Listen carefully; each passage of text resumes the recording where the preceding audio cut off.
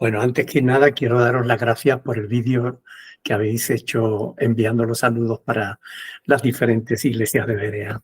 Muchas gracias, ha sido fantástico poder veros y creo que los hermanos se van a alegrar muchísimo de ver ese vídeo. Gracias. Bien, dicho eso, creo que tenemos que ponernos manos a la obra. ¿Ok? Juan capítulo 1, versículos del 14 al 16. Es lo que vamos a comenzar a estudiar en este momento. Juan capítulo 1, versículos del 14 al 16. ¿Lo tienen? Muy bien. Dice la palabra del Señor: y aquel verbo fue hecho carne y habitó entre nosotros y vimos su gloria. Gloria como del unigénito del Padre, lleno de gracia y de verdad. Juan dio testimonio de él y clamó diciendo: este es de quien yo decía, el que viene después de mí es antes de mí, porque era primero que yo. Porque de su plenitud tomamos todos y gracia sobre gracia. Hasta ahí la palabra del Señor. Estos son los primeros versículos que vamos a meditar hoy. Por favor, ruego que Estela, por favor, ¿puede quitar el micrófono? Ok, muchas gracias. Muy bien, decía que estos son los primeros versículos que vamos a estudiar hoy. Si nos da tiempo, estudiaremos 2 versículos más. Siempre que empiezo a estudiar un pasaje, de verdad que muchas veces siento como que si no tuviera nada que decir al respecto de ese pasaje. Pero después, cuando uno ora y cuando comienza a estudiarlo, a meditarlo, a mí me sorprende realmente la profundidad de la palabra de Dios, ¿no? O sea, después tengo problemas para resumir. El problema es cómo puede decir tantas cosas en tan poco tiempo, ¿no? Bueno, comencemos. Dice: y aquel verbo fue hecho carne. Este es uno de esos pasajes más, yo creo que incomprensibles y maravillosos al mismo tiempo de la Biblia, ¿no? El verbo de Dios, es decir, el Hijo de Dios, el Dios Todopoderoso, Jesús, se encarnó, tomó cuerpo, se hizo hombre, igual a nosotros. Pablo lo expresa de una manera fantástica en ese pasaje hermoso de Filipenses capítulo 2. Es un texto que todos conocéis, donde dice: haya pues en vosotros este sentir que hubo también en Cristo Jesús, el cual, siendo en forma de Dios, no estimó el ser igual a Dios como cosa a la que aferrarse, ¿no? Sino que se despojó a sí mismo, tomando forma de siervo, hecho semejante a los hombres, y estando en la condición de hombre, se humilló a sí mismo, haciéndose obediente hasta la muerte y muerte de cruz.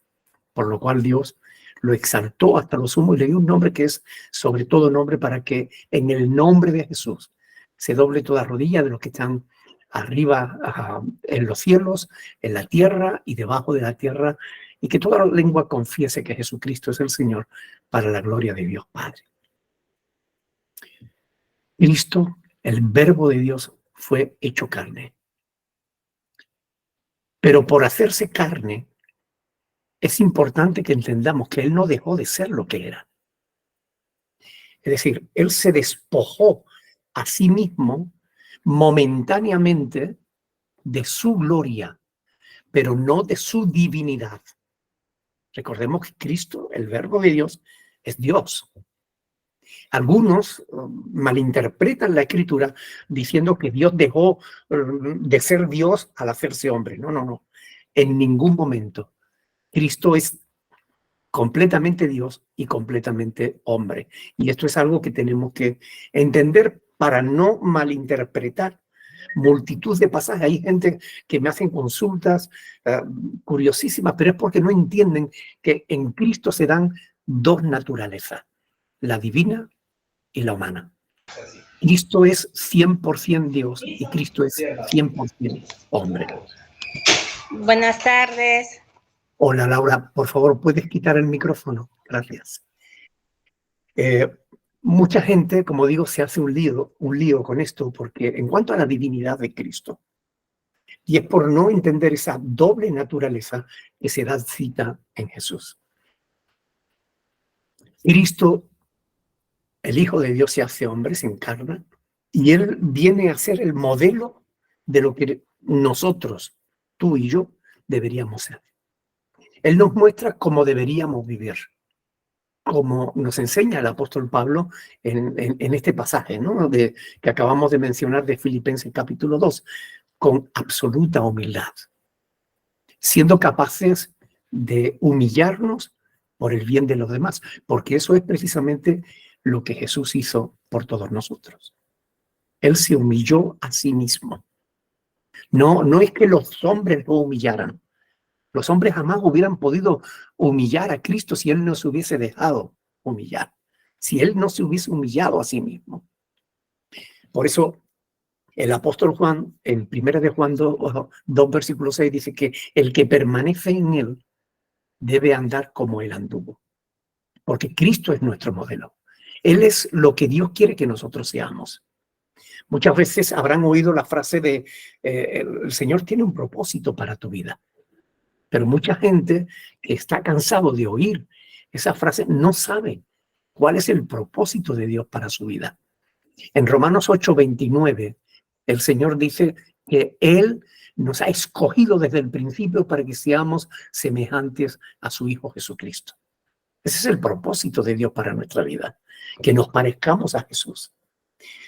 Por eso el apóstol Pedro dice, pues para esto fuisteis llamados, porque también Cristo padeció por nosotros, dejándonos ejemplo para que sigáis sus pisadas.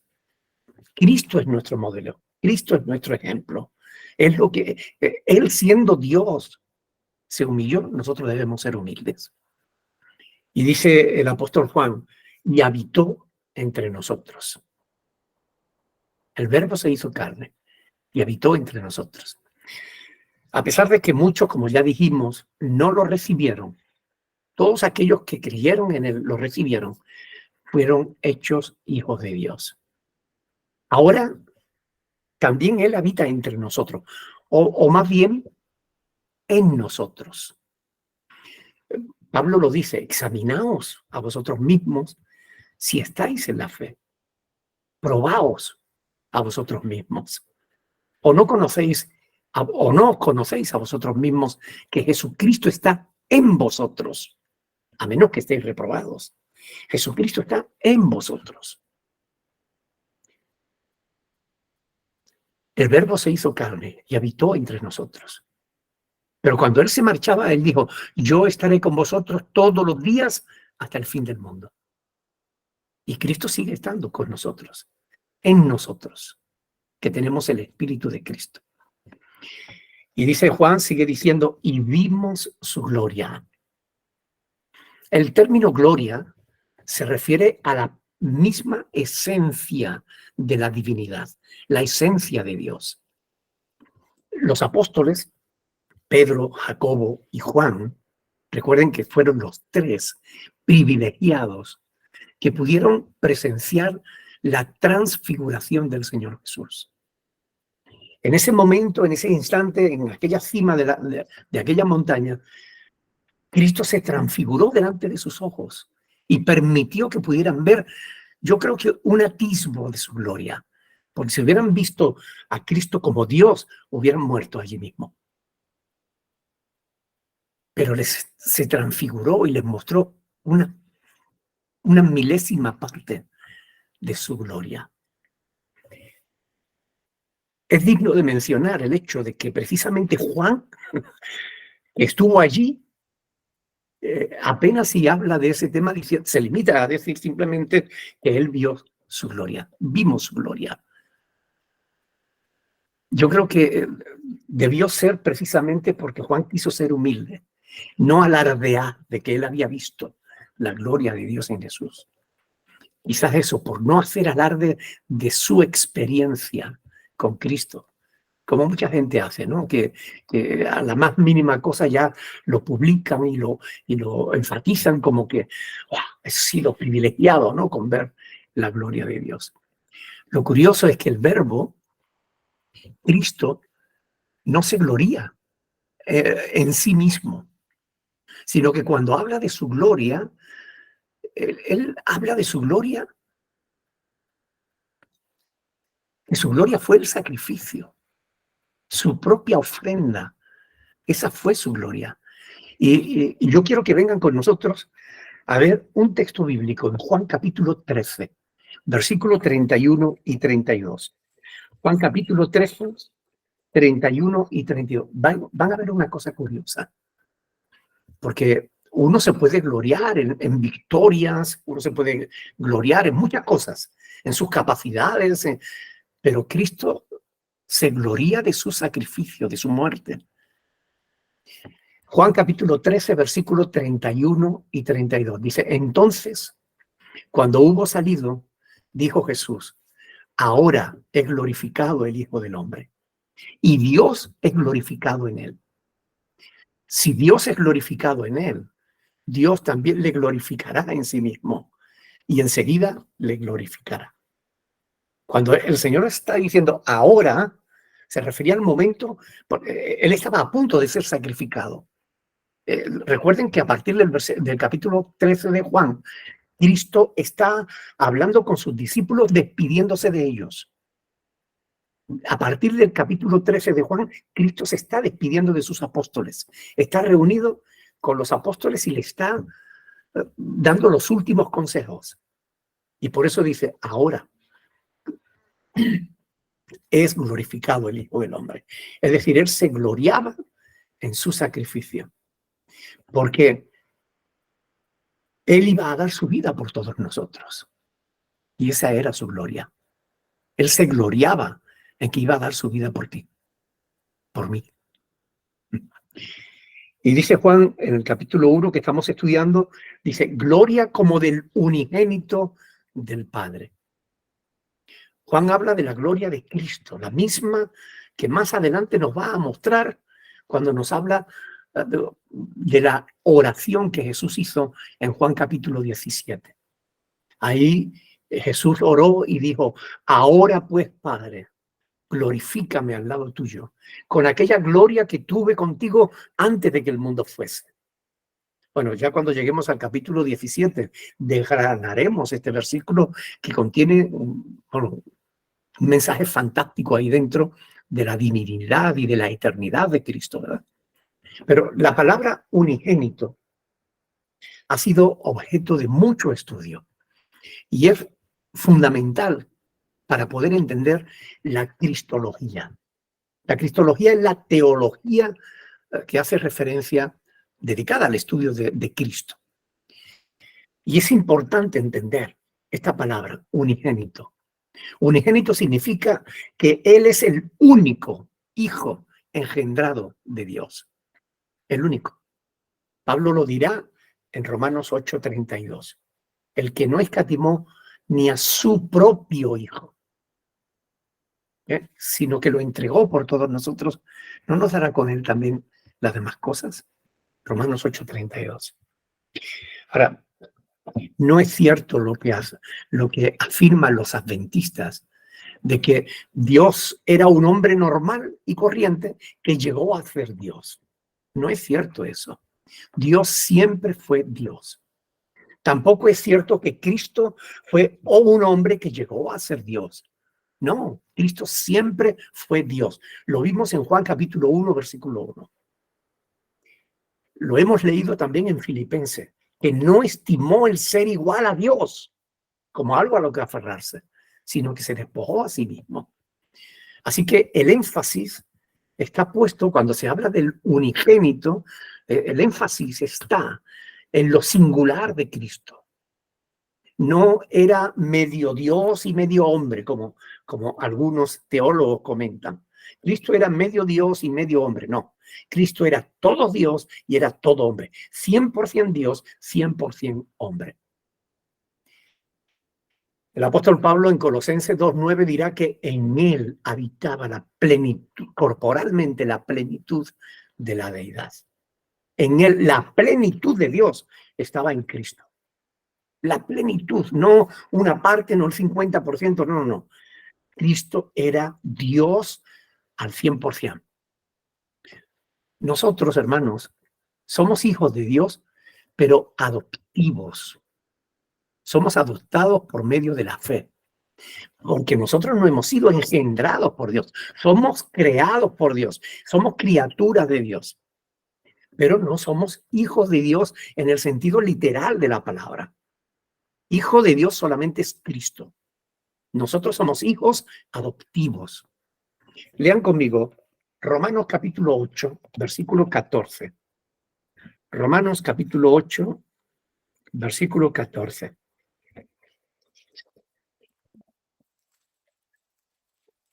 Versículo del 14 al 16.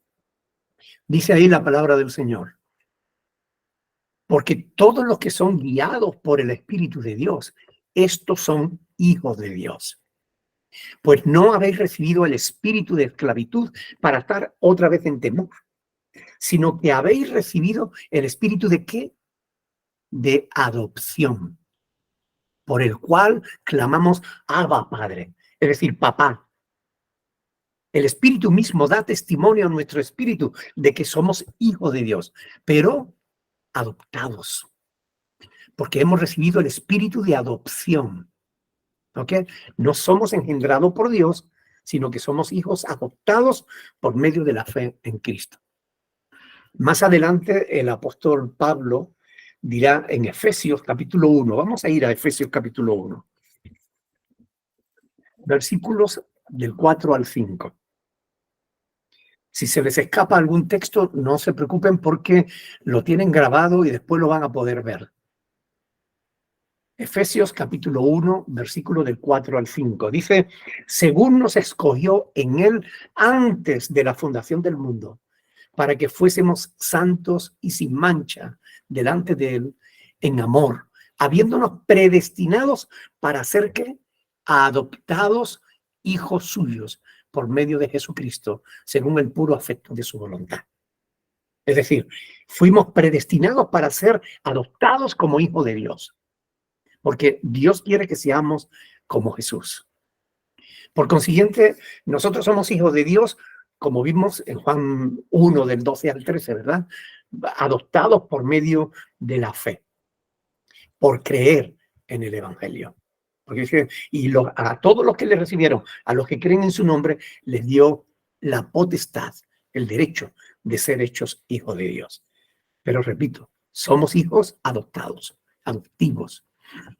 Y Juan continúa en el capítulo 1, estos versos que estamos estudiando, dice, lleno de gracia y de verdad. Lleno de gracia y de verdad. Estos dos términos son usados en la Biblia para describir el carácter, la obra de Dios. Aquí se le aplica al verbo, es decir, a Cristo. La gracia tiene que ver con la generosidad de Dios, que bendice aún a quienes no lo merecen. Eso es gracia. La gracia de Dios. Por la gracia de Dios fuimos perdonados. Por la gracia de Dios se nos predicó el Evangelio. Por la gracia de Dios lo creímos. Por la gracia de Dios fuimos salvos. Por la gracia de Dios somos lo que somos. ¿Has sido bendecido tú? ¿Has experimentado la gracia de Dios en tu vida? ¿Te sientes hijo de Dios? Ahora déjame hacerte una pregunta. ¿Crees que merecías esas bendiciones? Si somos sinceros, en realidad, ninguna de las bendiciones que recibimos de parte de Dios son merecidas. Por eso todas las bendiciones que recibimos son por su gracia. Hay personas que afirman ser cristianos y tienen la desfachatez de presentarse ante Dios de una manera irrespetuosa, irresponsable, para exigirle cosas a Dios que jamás merecieron. Y eso no es correcto. Ponerse a reclamar a Dios como si Dios fuera un infiel que no cumple sus promesas. Pero una reclamación hay que ponerla cuando tú tienes derecho a algo y no te lo quieren dar. Pero ¿qué derecho tenemos nosotros de exigirle a Dios nada? Absolutamente ninguno. ¿Cómo el ser humano es capaz de ponerse delante del Creador y ponerse a reclamar porque tú dijiste y tú tienes que cumplir y no sé qué? Como si Dios fuera un infiel que no cumple sus promesas. No, nosotros más bien debemos ir a la presencia de Dios con humildad, rogando y suplicando que por su gracia y misericordia Él tenga a bien concedernos lo que le pedimos en el nombre de Jesús. Porque ni siquiera tenemos méritos para llegar a la presencia de Dios si no es en el nombre de Jesús. Y esto es importante que lo entendamos. No podemos ser irrespetuosos con Dios porque Dios no merece realmente que nosotros le tratemos así. Versículo 15. Dice, Juan dio testimonio de él y clamó diciendo, este es de quien yo decía, el que viene después de mí es antes de mí, porque era primero que yo. Por supuesto, se refiere a Juan el Bautista, quien dio testimonio de Cristo, ¿verdad? Afirmando que Cristo era antes que él. Pero todos sabemos que Juan el Bautista era 6 meses mayor que Jesús. Pero el Bautista reconoce que Cristo es antes. Y cuando dice eso, está dejando claro que Cristo ya existía antes de que él naciera. Aunque Cristo, como hombre, nació 6 meses después que Juan, Jesús ya existía antes como el Verbo de Dios, como el Hijo de Dios. En el principio, ¿recuerdan? Juan capítulo 1:1. En el principio era el Verbo. Así que el hecho de que Jesús era 6 meses mayor que Juan, lo podéis, perdón, que Juan era 6 meses mayor que Jesús, lo podéis ver en Lucas 1:26 y Lucas 1:36. En esos 2 versículos se ve como realmente cuando se le anuncia a María que iba a ser embarazada por el Espíritu de Dios, se le dice que su prima Elizabeth ya llevaba 6 meses de embarazo también. Por tanto, Juan el Bautista nació 6 meses antes que Jesús, pero reconoce que Cristo es antes que él. Versículo 16 dice, porque de su plenitud tomamos todo y gracia sobre gracia. Una vez más, Juan el Bautista está exaltando a Cristo por encima de sí mismo, hablando de su plenitud. ¿Quién más completo que Dios? De esa plenitud, todos nosotros somos beneficiados y recibimos gracia sobre gracia. No se trata de que Dios quisiera bendecirnos de alguna manera, no, sino que puso toda la plenitud de su gracia en Cristo para satisfacer nuestras mayores necesidades o nuestra mayor necesidad. Que no es el hacernos ricos como algunos predican, ¿verdad? Cristo no murió para que nosotros fuésemos ricos, ni para empoderar a la mujer que ahora está tan de moda, ¿verdad? Ni siquiera Él murió para sanarnos de nuestras enfermedades, como algunos malinterpretan. Ni murió para proveer para nuestras necesidades físicas. Cristo murió por nuestras rebeliones. Fue molido por nuestros pecados. Isaías lo deja bien claro y Pedro también en primera de Pedro 2:24 lo deja bien claro.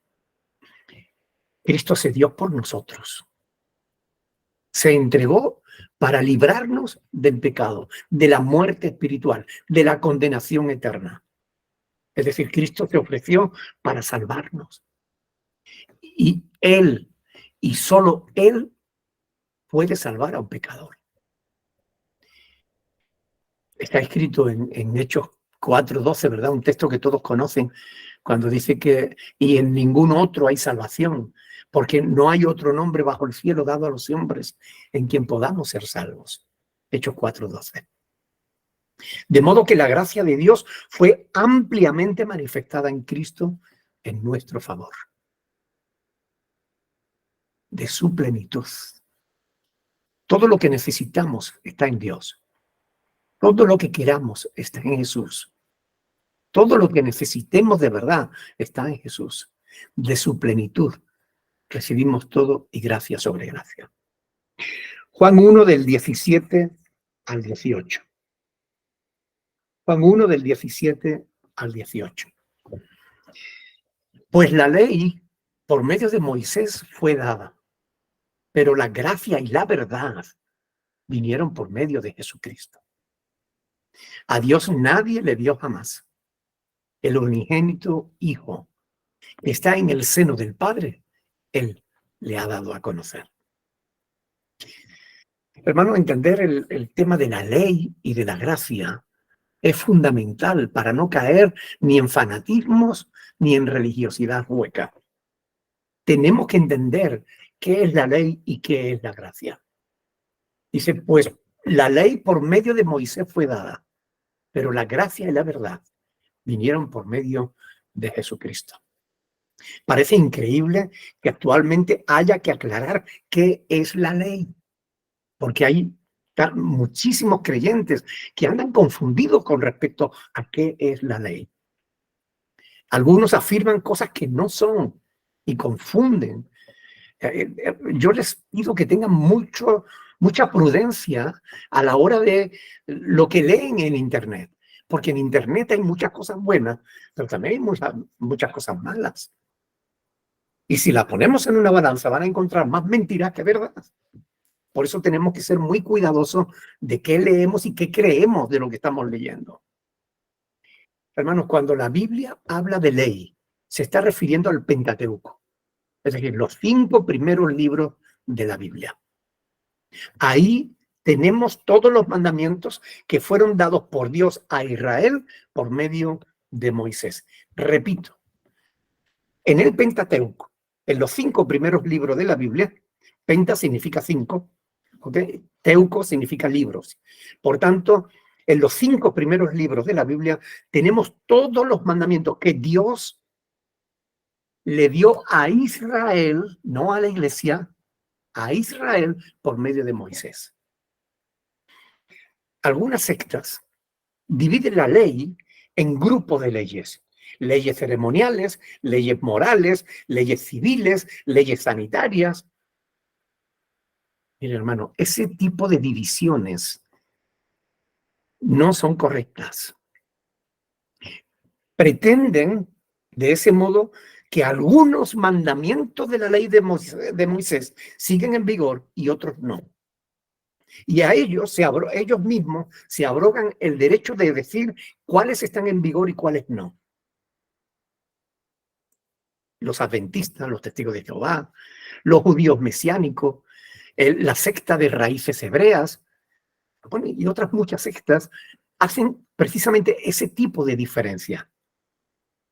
No, es que cuando Cristo abolió la ley ceremonial, pero no la ley moral. A ver, ¿dónde está eso en la Biblia? Siempre pregunten por el fundamento bíblico de todas las doctrinas que se os quieran convencer. Cuando la Biblia habla de la ley, se refiere a todas aquellas normas que fueron dadas por medio de Moisés a Israel. Todas, como un bloque. Fíjense que el apóstol Juan dice la ley. No se refiere a la ley ceremonial o la ley civil o la ley sanitaria o la ley moral. No. Cuando la Biblia habla de ley, habla de la ley. Toda, en grupo, en su conjunto. Todas las leyes.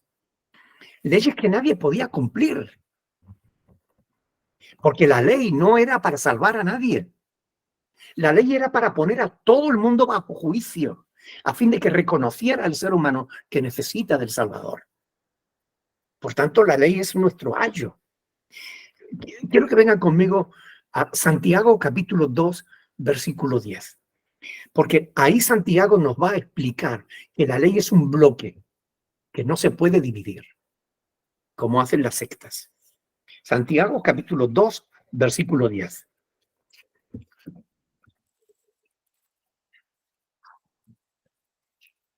Aquí está. Fíjense que ahí dice, porque cualquiera que guardare toda la ley, pero ofendiere en un punto, y dice, se hace culpable de todos. ¿Ustedes se dan cuenta de que para Santiago la ley no se puede dividir? Si tú guardas toda la ley, pero ofendes en un solo punto, ya eres culpable de toda la ley. Esto es muy importante entenderlo. Para Santiago la ley es un bloque que no admite divisiones.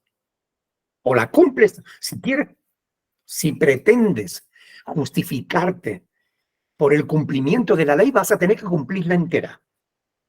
Y Pablo dice en Romanos 3 que por la ley ningún hombre será justificado.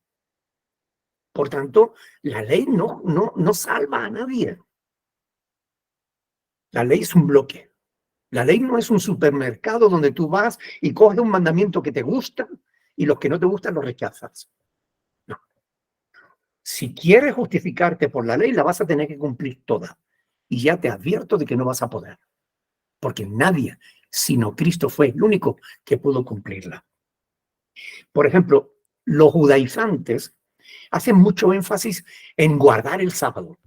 Los adventistas, sobre todo, hacen muchísimos énfasis. Además, ellos dicen incluso que el sábado, el guardar el cuarto mandamiento de la ley de Dios, el guardar el día de reposo, es el sello que te identifica como auténtico hijo de Dios, falso de todas luces. Cuando le preguntaron a Jesús, maestro, ¿cuál es el mandamiento más grande de la ley de Dios? Lo tienes en Mateo 22, del 37 al 40, donde Jesús dijo, amarás al Señor tu Dios sobre todas las cosas y a tu prójimo como a ti mismo. Ese es el más grande mandamiento de la ley de Dios. Amarás a Dios sobre todas las cosas. Y el segundo es semejante, amarás a tu prójimo como te amas a ti mismo. Ahora, estos adventistas o los judaizantes que son tan enfáticos en guardar algunos mandamientos de la ley, hay algunos que no les gusta nada y que no quieren guardar. Vamos a ir a un texto de la ley de Moisés que ningún adventista te va a decir que tienes que guardar. Deuteronomio capítulo 21, versículo 18. Deuteronomio 21, 18.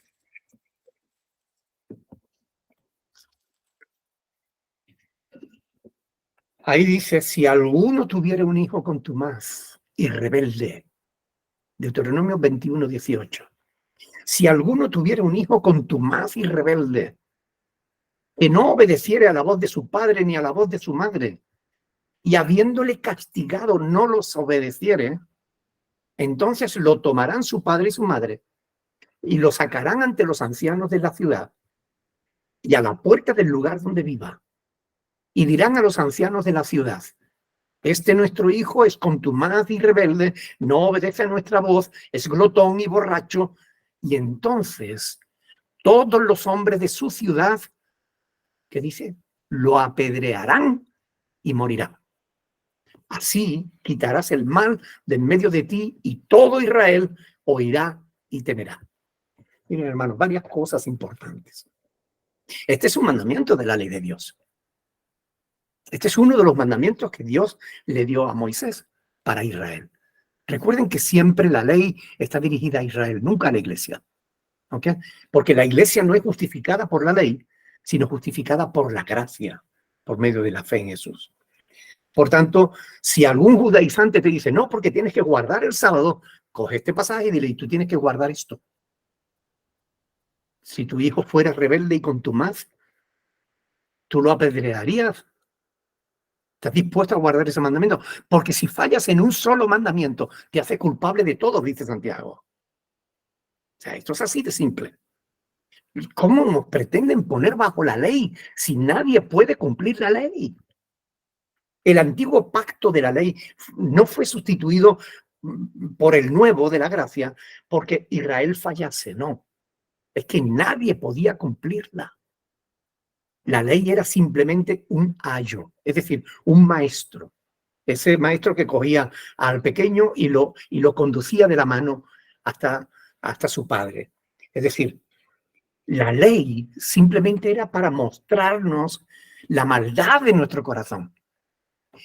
para mostrarnos nuestra incapacidad para llegar a Dios por nosotros mismos. Ese es el origen de la ley, ese es el fundamento de la ley, el objetivo de la ley. Es que comprobemos, que entendamos que por nosotros mismos nunca vamos a agradar a Dios, porque nunca vamos a cumplir todos los mandamientos de la ley de Dios. Vamos a fallar en cualquier momento, y con que falles en un punto te hace culpable de todos. Ahora, una vez venido Cristo, sabemos que ya no es por ley, es por fe. Leamos Gálatas, capítulo 3, versículo 23. Gálatas 3, 23.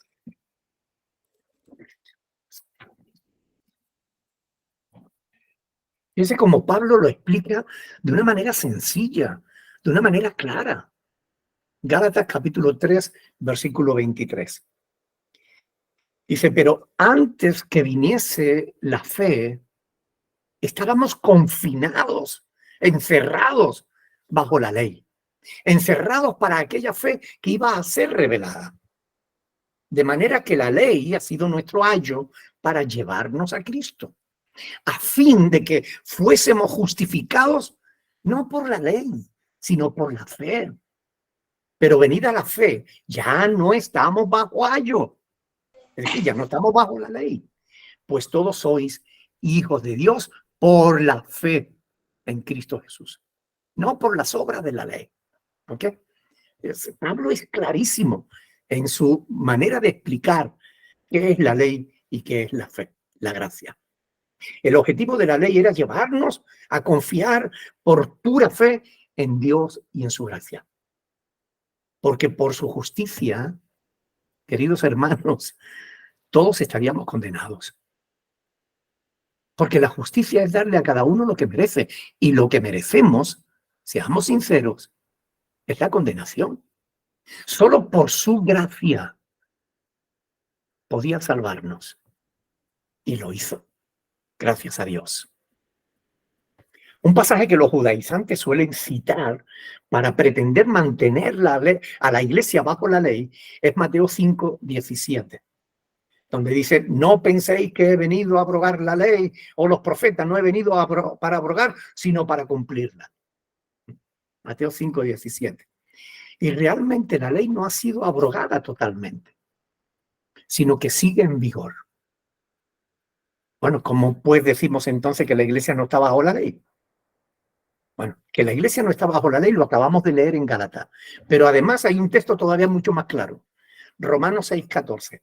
Ahí en Romanos 6:14 el apóstol Pablo dice que el pecado no se enseñoreará de vosotros porque no estáis bajo la ley, sino bajo la gracia. Romanos 6:14. Lo dice Pablo, lo enseña Pablo, inspirado por el Espíritu Santo. Está diciéndole a la iglesia de Roma que la iglesia no está bajo la ley, está bajo la gracia. Entonces, ¿hay una contradicción ahí? Si la iglesia no está bajo la ley, ¿por qué dice Mateo que la ley no ha sido... Jesús dice en Mateo que la ley, que no vino a abrogar la ley? No hay contradicción. Lo que hay es que entender las escrituras, conocerlas bien. ¿Cómo podemos conjugar las dos cosas? Que la iglesia ya no está bajo la ley y que la ley sigue en vigor. Vamos a leer un texto que deberíais tener subrayado. Primera de Timoteo, capítulo 1, versículo del 8 al 11. Primera de Timoteo, capítulo 1, versículo del 8 al 11. Aquí lo explica una vez más, es el apóstol Pablo el que se encarga de explicarlo de una manera maravillosa, de una manera sencilla. Capítulo 1, versículo 8 de Primera de Timoteo. Pero sabemos que la ley es buena. Escuchen bien. Esa ley que nos condena. Dice Pablo que es buena. ¿Por qué es buena? Porque nos lleva a Cristo. ¿Ok? Dice, pero sabemos que la ley es buena si uno la usa legítimamente. Subraya eso. La ley es buena si uno la usa legítimamente. ¿Cómo se usa legítimamente? Dice, conociendo esto, que la ley no fue dada para el justo, sino para los transgresores. ¿Ok? Entendiendo esto, conociendo esto, que la ley no fue dada para el justo, sino para los transgresores y desobedientes, para los impíos y pecadores, para los irreverentes y profanos, para los parricidas y matricidas, para los homicidas, para los fornicarios, para los sodomitas, para los secuestradores, para los mentirosos y perjuros, y para cuantos se oponga a la sana doctrina, según el glorioso evangelio del Dios bendito que a mí me ha sido encomendado, dice Pablo.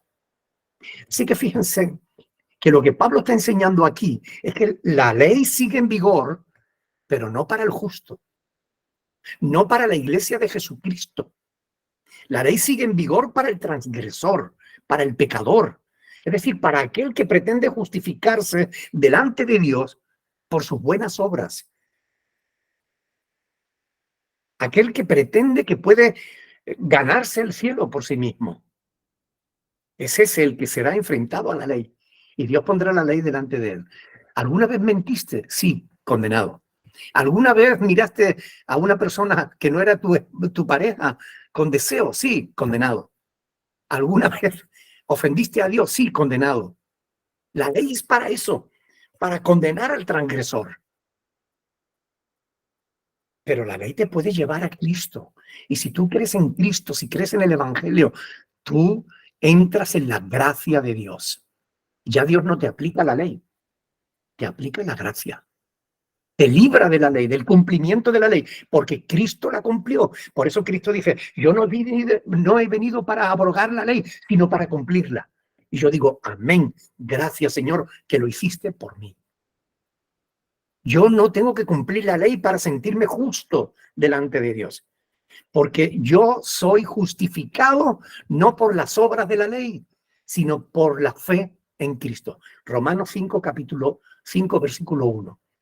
Romanos capítulo 5, versículo 1. Justificados pues por la fe, tenemos paz para con Dios por medio de nuestro Señor Jesucristo. Justificados pues por la fe, no por la ley. Y es muy importante que entendamos esto. Dios no te demanda a ti que tú cumplas la ley para salvarte. Te demanda que creas que Cristo la cumplió por ti. Y esto, si lo entendemos, te va a dar un descanso enorme para tu alma. Porque muchos creyentes viven toda su vida como esclavizados a una ley que nunca van a poder cumplirla toda. Yo suelo enviarle a los judaizantes, a los legalistas, a los que aman la ley por encima de Cristo, solo enviarles un mensaje de ánimo diciéndoles, sigan estudiando las Escrituras, aprendan a usar legítimamente la ley de Dios, sigan estudiando para que aprendan a usar bien la palabra de Dios y algún día lleguen al conocimiento de la verdad. Porque no la conocen. Sacan los textos de su contexto sin ton ni son. La ley por medio de Moisés vino, pero la gracia y la verdad vinieron por medio de Jesucristo. Es la primera vez que Juan, en su evangelio, nos revela el nombre del Verbo de Dios, del unigénito Hijo de Dios, Jesucristo. Versículo 18. A Dios nadie le dio jamás. Juan 1:18. A Dios nadie lo dio jamás. Y en Hebreo 1, del 1 al 2, dice que Dios, habiendo hablado muchas veces, de muchas maneras, en otro tiempo, a los padres por los profetas, en estos postreros días, nos ha hablado por el Hijo, a quien constituyó heredero de todo y por quien asimismo hizo el universo. Pero miren, ninguno de todos esos profetas a través de los cuales Dios ha hablado al pueblo de Israel, ninguno de ellos pudo ver a Dios cara a cara. Aunque hay un pasaje que aparentemente dice otra cosa. Me refiero al pasaje en Éxodo 33:11, donde dice que Jehová hablaba a Moisés cara a cara. ¿Recuerdan? Que Jehová hablaba a Moisés cara a cara. Éxodo 33:11. Vamos a ir a ese texto. Éxodo capítulo 33.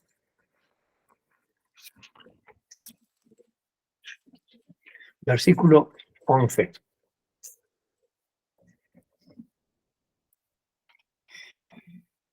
Y hablaba Jehová a Moisés cara a cara, como habla cualquiera a su compañero. Ahora, ¿cómo estamos diciendo entonces que a Dios nadie le vio jamás? Bueno, para entender siempre un texto hay que leer el contexto, ¿verdad? Fíjense simplemente unos versículos más adelante. Vamos a leer Éxodo 33, 18. Ahí Moisés sigue hablando con Dios, ¿ok? Entonces dice, y entonces él le dijo, Moisés le dice a Dios, te ruego que me muestres tu gloria. Vaya atrevimiento de Moisés. Señor, te ruego que me muestres tu gloria. Y le respondió, versículo 19, Éxodo 33, 19.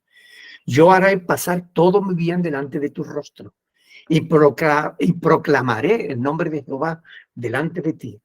Y tendré misericordia del que tendré misericordia y seré clemente para con el que seré clemente. Dijo, mas no podrá ver mi rostro, porque no me verá hombre y vivirá. Así que aunque el texto dice que Dios hablaba con Moisés cara a cara, debemos interpretarlo como un antropomorfismo. Eso quiere decir que aplicamos a Dios cualidades humanas, porque es evidente que Dios no tiene cara, ¿verdad? Dios es espíritu. Juan capítulo 4, 24 dice, Dios es espíritu, y los que le adoran en espíritu y en verdad es necesario que le adoren, porque tales adoradores buscan al Padre que le adoren. Por tanto, Dios no tiene cara. Pero cuando dice que hablaba con Moisés cara a cara, lo que está diciendo o lo que trata de decir es que Dios hablaba directamente con Moisés. No es que Moisés viera la cara de Dios, porque Dios no tiene cara, ¿ok? Pero sí que Dios hablaba directamente con él. Por eso es tan importante siempre tener en cuenta el contexto de los pasajes. Pero lo que nos está diciendo Juan en el capítulo 1, versículo 18, es que a Dios nadie le vio jamás. Y sigue diciendo, el unigénito Hijo, que está en el seno del Padre, Él le ha dado a conocer. Esto quiere decir que Cristo es la mejor manifestación de Dios. Y lo es porque Él mismo es Dios.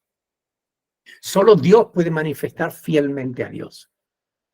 Los hombres cuando quieren representar a Dios lo hacen en forma humana, de rostro hermoso, pero una imagen muerta jamás puede representar a un Dios vivo. Cristo sí. Cristo, con razón, él decía, quien me ha visto a mí, ha visto al Padre. ¿Recuerdan en Juan 14, 9? Quien me ha visto a mí, ha visto al Padre. Porque Cristo es el resplandor de su gloria y la imagen misma de su sustancia. Hebreos 1:3. Cristo es el resplandor de su gloria y la imagen misma de su esencia. Cristo es Dios hecho hombre. Aun cuando Juan no describe el nacimiento de Jesús como lo hace Mateo y como lo hace Lucas, sin embargo revela que el verbo eterno de Dios y Jesús de Nazaret son la misma persona. Cuando dice que está en el seno del Padre, quiere decir que disfrutaba de una perfecta intimidad con Él, de una relación que es imposible que ninguno de nosotros podamos tener con Dios, porque se comunican como Dios el uno con el otro. Son parte el uno del otro. Aún así, nosotros nos podemos sentir dichosos, bienaventurados, porque Dios nos ha permitido realmente que podamos comunicarnos con Dios, a pesar de que nosotros no somos su Hijo unigénito, pero nos ha permitido llegar hasta su trono de gloria. Cuando Cristo murió, el velo del templo se rajó para que nosotros pudiésemos llegar ya directamente al Padre, sin necesidad de intermediarios. Cristo es el único intermediario entre Dios y los hombres. Hasta aquí el estudio de hoy. Pero, hermanos, yo quisiera que ustedes fuesen capaces de meditar en estas cosas, porque hay tanta sabiduría aquí en esta palabra. en lo que Dios nos está diciendo. Hay tal profundidad que si entendemos bien todas estas cosas, vamos a poder descansar, entrar en el reposo de Dios, que es tan importante para que podamos vivir la vida cristiana en victoria. Es importantísimo que entendamos la verdad, esa gracia y esa verdad que vienen por medio de Jesucristo, para que podamos vivir una vida victoriosa, una vida de verdadera paz en Dios. Y solo por medio del conocimiento de la verdad podemos alcanzar ese reposo de Dios. Yo les invito, por favor, que esto no sea solamente un estudio que tienen cada domingo y que después de escucharlo cierran la Biblia y se olvidan de lo que hemos hablado. No hagan eso. Oren al Señor. Pídanle que les ayude a entender todas estas cosas, porque son profundas y son maravillosas y están ahí escritas para nuestra enseñanza. Lo dice Pablo en Romanos 15:4. Bien, me gustaría hacer una oración por todos nosotros. Oremos, hermanos. Padre del cielo, te doy gracias de todo corazón, Señor, por habernos dejado una palabra tan hermosa que podemos meditarla, que podemos profundizar en ella, que podemos entenderla con la luz de tu Espíritu Santo. Ilumina nuestro entendimiento para poder comprenderla. Ayúdanos para que podamos, Señor, profundizar en ello y que podamos comprenderla y que podamos descansar en tus brazos poderosos, Señor. Ayúdanos a entender que ya no estamos bajo la ley, bajo ninguna ley, Señor. Que ahora estamos bajo la gracia. Y es por tu gracia, es por tu verdad que podemos alcanzar la fe necesaria para poder descansar en ti, Señor. Ayúdanos para que esta palabra se haga viva en nuestra vida, Señor. Que podamos ponerla por obra, que podamos vivir, Señor, en una perfecta comunión contigo como la que tú tienes con Jesús. Que podamos también amarnos los unos a los otros como tú nos amas, Señor. Ayúdanos a hacer luz en medio de la oscuridad que nos rodea. Ayúdanos. Te lo rogamos en el nombre de Jesucristo, para tu gloria y para tu honra, Señor. Amén. Y amén. Gloria al Señor. Muy bien.